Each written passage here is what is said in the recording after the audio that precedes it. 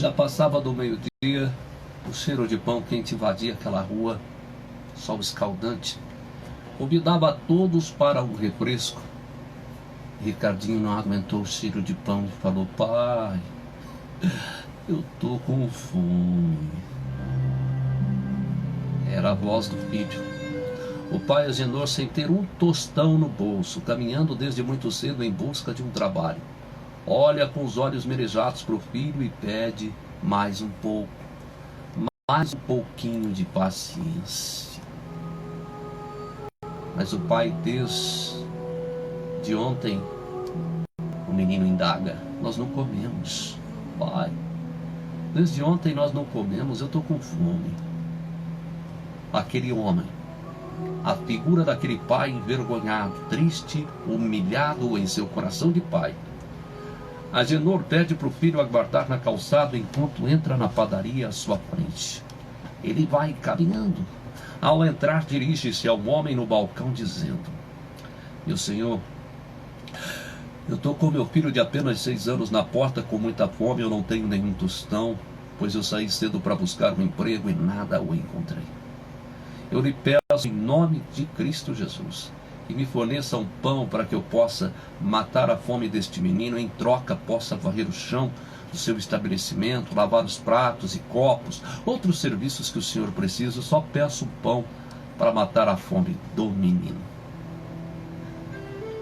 Amaro, o dono da padaria, estranha aquele homem de semblante calmo e sofrido. Pedir comida em troca de trabalho e pede para que ele chame o filho. Agenor pega o filho pela mão, apresenta-o a Amaro, que imediatamente pede que os dois sentem-se junto ao balcão, aonde manda servir 2 pratos de comida, o famoso PF, prato feito. Para Ricardinho era o sonho comer após tantas horas na rua. Para Agenor era uma dor a mais, já que comer aquela comida maravilhosa fazia-o lembrar-se da esposa e de mais 2 filhos que ficaram em casa, apenas com um punhado de fubá. Grossas lágrimas desciam do rosto dos seus olhos, já na primeira garfada.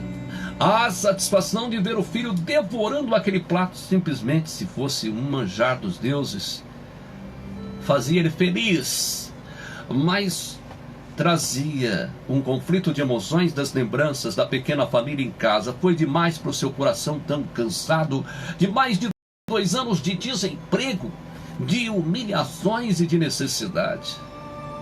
Amaro e Agenor estão ali, e o Amaro se aproxima de Agenor e, percebendo a sua emoção, pede que o amigo relaxe e diz que mais tarde conversaria sobre o trabalho. Após o almoço, Amaro convida Agenor para uma conversa nos fundos da padaria, onde havia um pequeno escritório.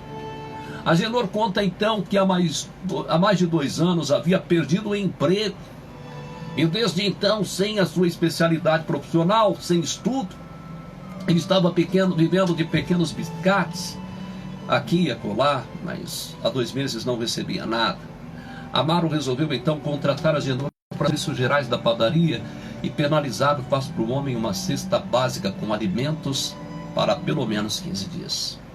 Agenor, com lágrimas nos olhos, agradece a confiança daquele homem que acreditou, e no dia seguinte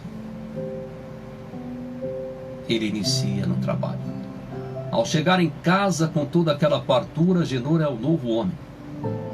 Deus estava lhe abrindo mais do que uma porta, toda uma esperança de dias melhores. No dia seguinte, às 5 da manhã, lá estava Agenor na porta da padaria, ansioso para iniciar o seu novo trabalho. Amaro chega logo em seguida e sorri para aquele homem que nem ele sabia porque estava ajudando. Eles tinham mais ou menos a mesma idade, 32 anos. Histórias diferentes, mas algo dentro dele chamava-o para ajudar aquela pessoa. Ele não se enganou durante 1 ano. Agenor foi o mais dedicado trabalhador daquele estabelecimento, sempre honesto, extremamente zeloso com seus deveres. Mas um dia, Amaro chama Agenor para uma conversa e fala que a escola do lado abriu vaga para alfabetização de adultos, um quarteirão acima da padaria, e que ele fazia questão que Agenor fosse estudar.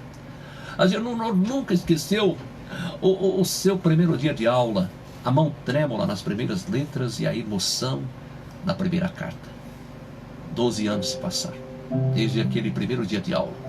Vamos encontrar o Dr. Agenor Batista de Medeiros, advogado, abrindo o seu escritório para o seu cliente, depois outro e depois mais outro. Ao meio-dia ele desce para um café na padaria do amigo Amaro, que fica impressionado ao ver o amigo funcionário, tão elegante em seu primeiro terno. Mais 10 anos se passam e agora a doutora Agenor Batista, já com uma clientela que mistura os mais necessitados que não podem pagar e os mais abastados que o pagam muito bem.